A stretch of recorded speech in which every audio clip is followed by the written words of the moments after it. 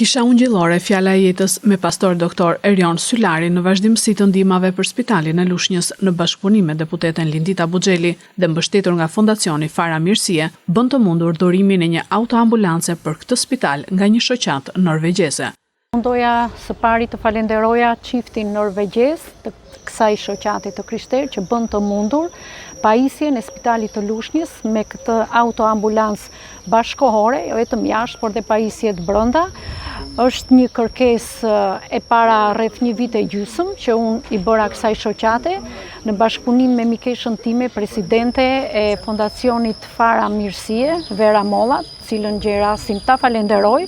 Ajo bëri të mundur bashkëpunimin dhe sjelljen nëpërmjet çiftit të huaj norvegjez në spitalin e Lushnjës. Është një ndihmë e madhe, kuptohet që ciladò qofshin fondet në shëndetësi, asnjëherë nuk mjaftojnë kur bëhet fjala për jetën dhe shëndetin e njerëzve. Megjithatë, ne i falenderojmë pa mas, bashkëpunimi do të jetë i vazhdueshëm. Unë jam, edhe pse mos jem deputete e qytetit, unë jam qytetare e këtij qyteti dhe dua që qytetarët lushnjarë dhe më gjerë të marrin të gjithë ndihmën e nevojshme dhe në këtë rast ambulanca është një vlerë e shtuar e pajisjeve dhe e teknologjisë së këtij spitali.